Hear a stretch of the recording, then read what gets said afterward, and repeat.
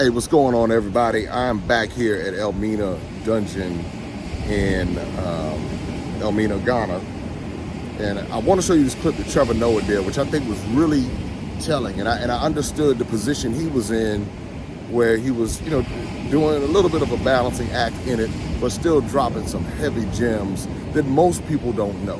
Most of us don't know why we think the way that we do, why we culturally appropriate the way that we do. We don't understand imperialism. We don't understand colonization. We don't understand all of these different influences that shape the way that we think. So I'm going to play this clip from Trevor Noah, then I'm going to come in and drop some more insight into what he so eloquently articulated. Check him out. I wanted to share this little story with you. I got into a little bit of trouble with the French government. I know, the French government. So what happened was, let's start at the beginning. France won the World Cup. And so on the show, we celebrated that, and I had this joke where I said Africa won the World Cup. Right? Yeah. And I was shocked at how angry a lot of French people got. Like, genuinely, a lot of French people were angry, and they were like, "Oh, Trevor, how can you say this? Why will you say these things? And, this is horrible." And I was like, okay, I get it. Like, not everyone likes every joke that you tell, and I get that. But this was interesting. I got a letter from the ambassador of France, and I'll read it to you. It was about that joke, and he says, I'll try to read it how I hope he wrote it, which was, he says, "Sir, I watched with great attention your July 17th show when you spoke of the victory of the French team at the 2018 FIFA World Cup Russia final, which took place last Sunday. I heard your words about an African victory. Nothing could be less true." Now, first of all, I think it could have been less. I could have said they were Scandinavian. That would have been less true. That would have been less true. He says, "As many of the players have already stated themselves, their parents may have come from another country, but the great majority of them, all but 2 out of 23, were born in France. They were educated in France. They learned to play soccer in France. They are French citizens. They are proud of their country, France. The rich and various backgrounds of these players is a reflection of France's diversity. France is indeed," now that line there was interesting, "the rich and various backgrounds of these players is a reflection of France's diversity." Now, I'm not trying to be an asshole, but I think it's more a reflection of France's colonialism.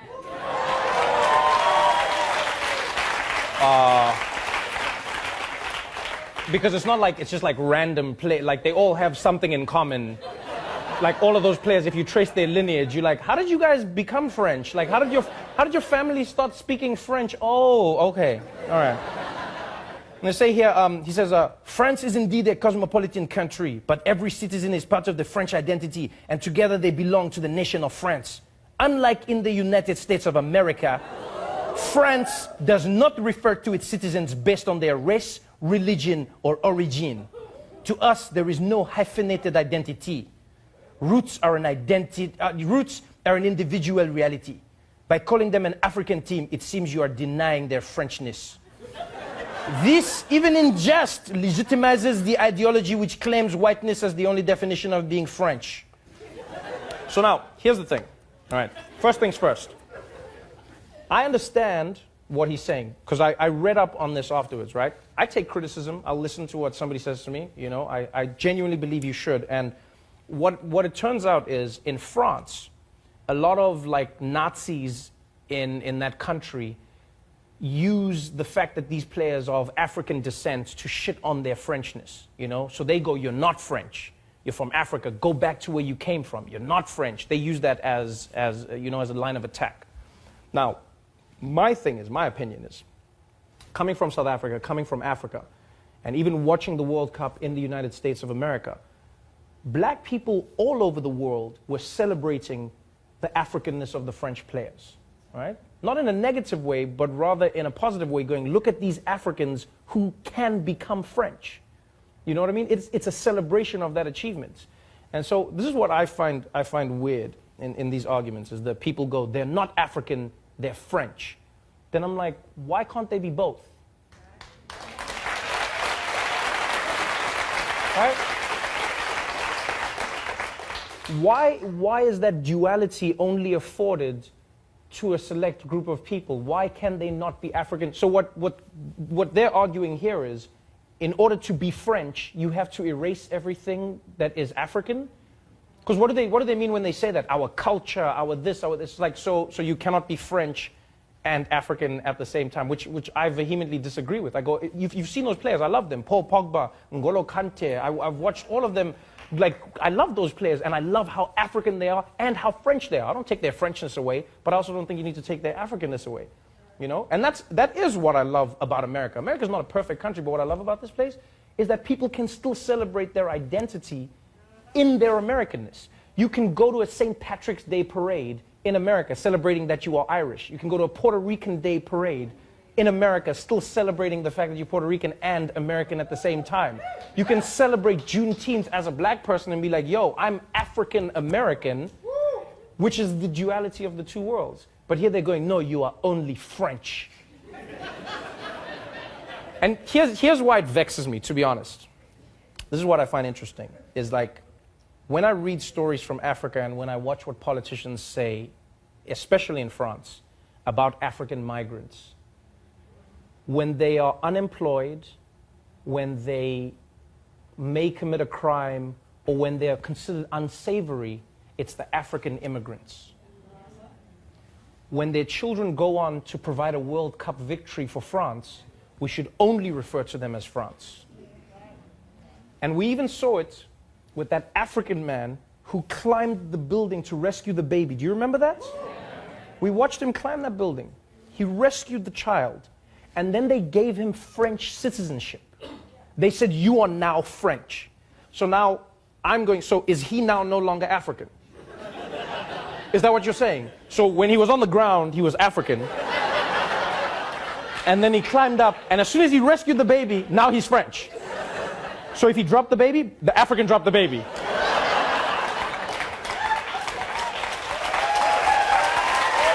Like,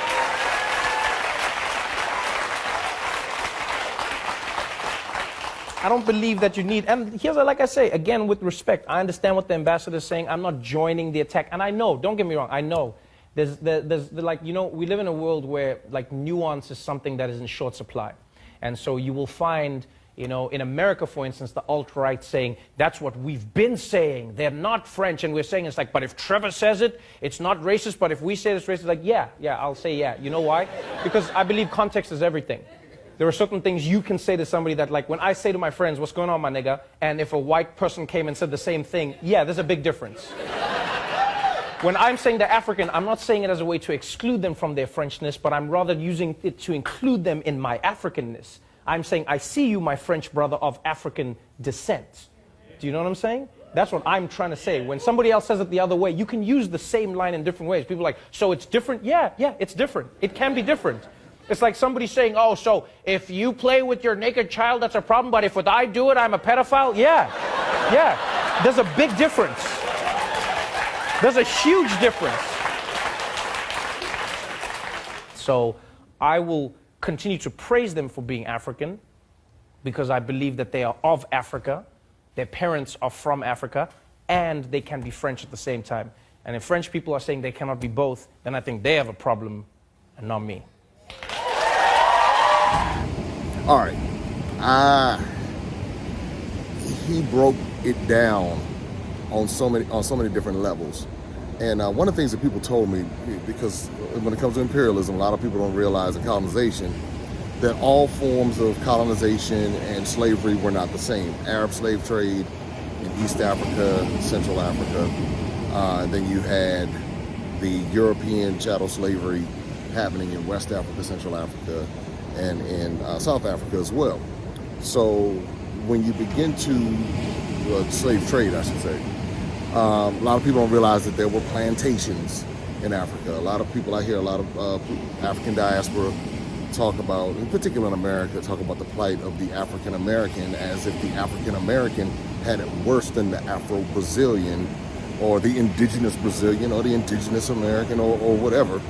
Somehow the African American went through it worse than everyone else, and somehow, it was worse than the Jamaican or the Haitian, or somehow it was worse. What I realized as a result of just observing and learning more about what was going on is that it was all hardcore and trifling. It was all terrorism. It was all insane, even though it had different forms. Portuguese enslavement was different from British enslavement, which was different from French enslavement, different from Dutch enslavement, different from Arab enslavement. They all had their levels of brutality and cruelty. But in particular, as Trevor Noah was talking about the French, I think the French in particular had a level of cruelty and inhumanity with theirs that just deserves to be spoken about. And what's another interesting part is that whenever I talk about Africa, I'll always get a bunch of so-called African Americans, or whatever they want to call themselves, or however they want to identify themselves. The first thing they want to do is talk about something negative about Africa. But they'll take their behinds over to Europe, and they'll take their behinds to France and UK and Asia and everywhere else, Italy, and swing it off of their jock. But somehow, when it comes to where could definitely be a place of a part of their origin, there's this negative, it's almost like a hatred towards it, an offense that has built up, an offense that has built up, based upon what has largely been taught in these European education systems and filtered down. And so what a lot of people don't realize, when it came to the French and the British, they fought each other. And when they came into Africa for the scramble for Africa, they basically carved out these borders, these countries that we now know today. They carved them out, and in them doing that, what they did was got into the minds of the people. And so the Francophone, that's the French countries, and the Anglophone, those are the English countries, what they would do is tell those people who were indigenous to those areas, they would change their languages, they would change their systems, and then they would tell them that they didn't like each other. They would pit them against each other because they understood that there would be problems if you had a unified front. That's the same thing that happened with America. They told us in America, those Africans don't like you, those Africans sold you into slavery, so you don't want to be bothered with them. Africa's a bad place. Stay right here on this plantation. We'll take care of you. We're going to give you 40 acres and a mule. We're going to give you all these other kind of things, all these different broken promises.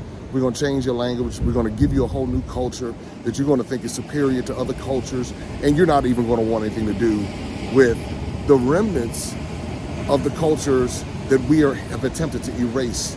And so that's what you see what Trevor Noah was talking about the French, and how with the French, it's still to this day. That's why I don't ever have to go to Paris. People don't know that the iron from the Eiffel Tower was taken from Algeria. The things, the dirty things, I call them the funky French, the dirty Dutch, the things that they do, they still, when you go to Francophone countries, they still have their currency in play. So these places aren't independent. They had the Haitians paying reparations for their own freedom. And the countries that didn't do it, they just left them, just decimated, just left the place and left no infrastructure, basically isolated them from economic opportunities. And it's kind of like what you see going on, some of what's happening in modern day wars today.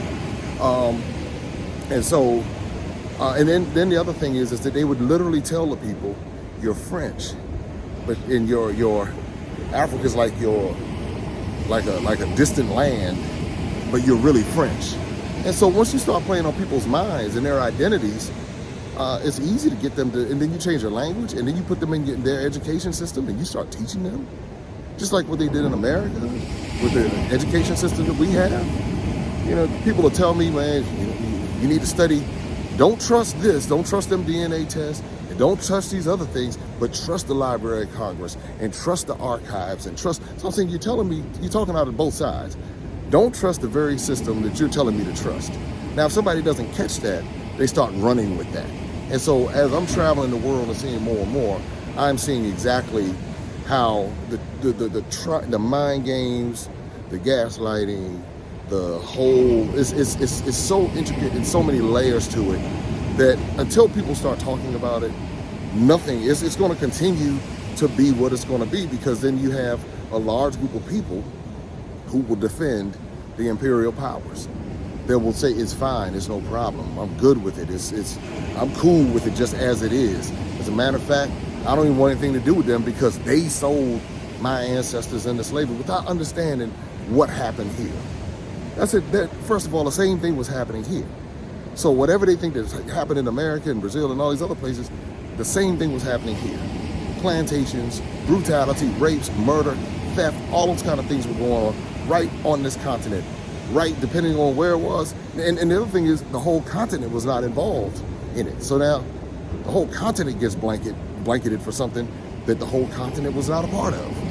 So it's very interesting to just kind of, you know, I'm glad Trevor Noah, because I guess he understands it on a level coming from South Africa and really being no nonsense with it and calling the French out on their dirty draws for real. And I think that if more people withheld their money from the French, and especially more people who are African, understood and said, wait a minute, you're playing mind games. You are playing mind games. And yes, there are always going to be people who fall for certain mind games, but I'm not going to take my money. I'm not going to knowingly give my money to you.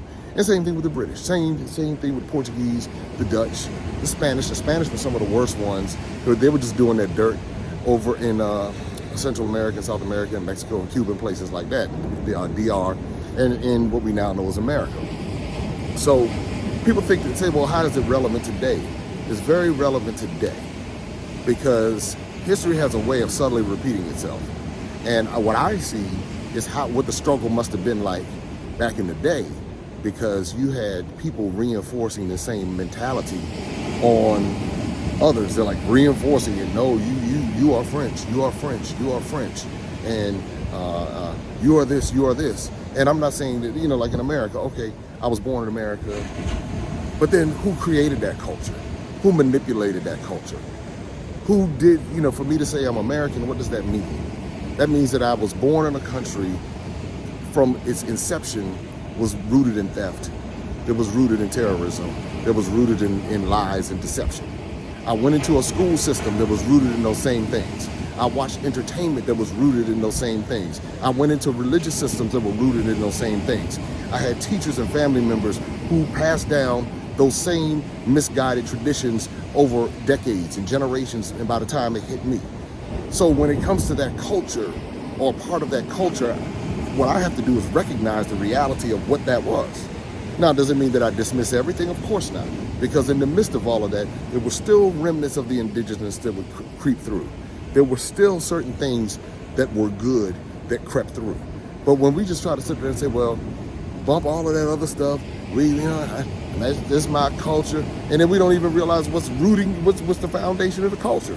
And once I understood what the foundation of the culture was and how places like this in Elmina, here in Ghana, played such a pivotal part in my existence in America, in the development of just the culture that I now know, it caused me to have to say, okay, let me examine each layer of what I've been taught.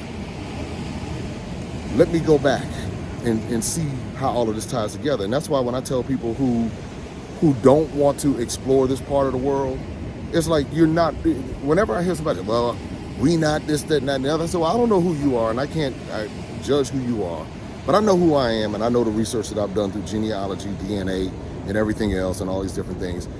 I came over here, people over here have taken the tests, and so if it doesn't determine certain things, it's sure enough lining up with the people over here who have no access to the DNA system, don't have the resources, whatever, to even get the shipment here, but it comes back exactly what they have known about themselves. I'm tending to believe that people who know their own genealogy through their own historical family research versus somebody who's sitting over somewhere just upset and mad and don't want to take the time to be serious and be objective and really look at the total context of it. See, that's how you can kind of tell certain things too. When people are not willing to look at it objectively and they have their mind just set one particular way, that I automatically dismiss that person as being credible, because that person is not being genuine about getting all of the information and saying, okay, like in my particular case, I said, I need to go, I hear what y'all saying over here, in America about we not from Africa and all that. I'm not from Africa, I'm not from Africa. Okay, well, if I'm not, then I want to know. But I'm not going to take some just because somebody tells me that, because somebody who's sitting behind a computer somewhere and not willing to go deep and dive and disprove, because I did the DNA to disprove it. All right, well, let me see here. Let me take this thing and see if this thing is as fake as they say. And then at every turn, it lines up. So I can't dismiss that. But I'm going to go listen to somebody just because they say it, because they looked at this and they looked at that. So they're looking at documents from the very thieves who created the problem. I'm just saying. Not saying that the documents are all fake, but I'm just saying. So I'm coming to find out the truth, whichever way it sways. That's what I'm saying. Whichever way it goes. If it comes back, man, you 100% Cherokee. All right, cool. I'm good with that. I have no problem with that. But see, some of those jokers, if they found out that they were like Yoruba or Tikar or Zulu or something like that, they would have a problem with that. And what that goes to, that speaks to something deeper. And that's what I'm saying. You listen for those things to find out if people are really sincere about finding out the truth. Because if they're really sincere about it, then they have no fear of a DNA test. They have no fear of coming to see and seeing the culture. It's almost like you can step into this place and the culture will hit you. Wherever you go, you can look and see how people are built. You can look and see how people move and how they flow and see those similarities. And again, I tell people all the time, I am fully confident that there were people from Africa who arrived in all parts of the world before the Europeans. I don't give the Europeans credit for doing anything other than creating a historical narrative that they wanted to tell based upon the facts that they wanted to share or the lies that they wanted to share, just depending on who's telling the story. So I don't doubt that people were there long before Columbus and anybody else who might have been exploring and navigating the seas and the whole nine. So that's not even something that I sit around debating. But what I'm encouraging is for people to get a broader context, because if all you know is your block, your city, your street, your whatever, just that little area of the world or your region, and you don't understand that this thing is much bigger, this thing is global. Somebody said, well, why should we learn about Africa? We should just focus on America. The reason why Africa in totality is so important is because it explains the broader context of the story. It explains exactly what is still going on, what has taken place, and how it is much larger than this one segment of people in the world. That's really small in comparison to all of the African diaspora and really the global population. So when you begin to understand and see similarities in different places, now you begin to learn how to position yourself differently. Now you're not operating from a place of just mere offense. You can now, when I say offense meaning offended, now you can position yourself to operate from a position of offense. And when you can start doing that, now you can move differently. Now you come and say, you know what? Everybody else is over here doing their thing. They're keeping us away while they continue to build their paradise. Same thing they do in America. Don't go to that neighborhood. Don't do this. Don't do that. Stay away from there. And we do it, and we stay right in our little places, waiting for them to give us something that they have no plans on giving. Waiting and waiting and waiting. As they figure out more ways to take from us, we're sitting there where we could be navigating completely differently, making a completely different strategy.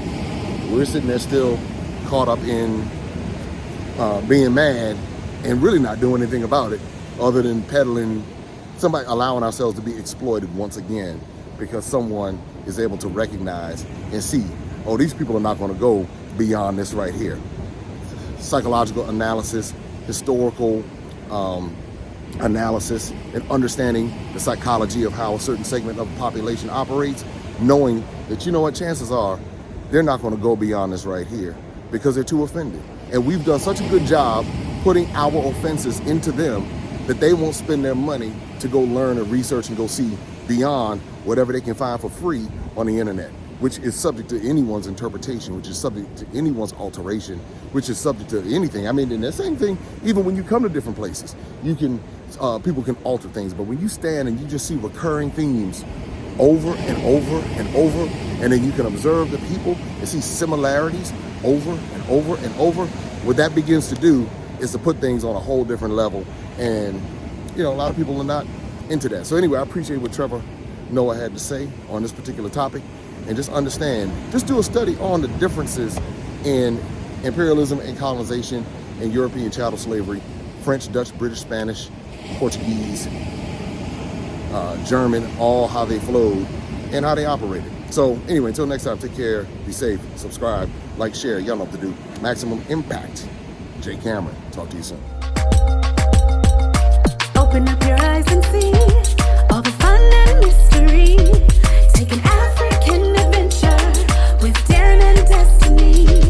From the mountains to the shore, so many things to explore. Take an African adventure with Darren and Destiny.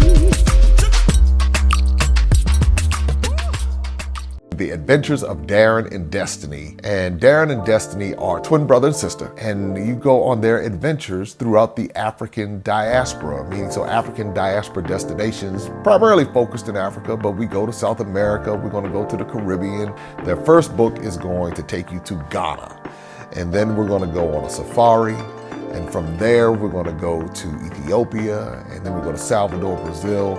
And what the goal is to be able to inspire curiosity in the continent of Africa, in our children from a very young age, and to really tell a more accurate story. Most of our children are exposed to negative images, late night infomercials about how bad things are, everybody's sick, everybody's poor, everyone's uneducated, but that's simply not true. So what Darren and Destiny and their family do is they go to different African destinations. They are learning about these different places. You're beginning to see positive images, but still telling the truth. I mean, that's the important thing, to tell the truth about some of the things that have occurred. But it's all done on our children's level so they begin to understand it.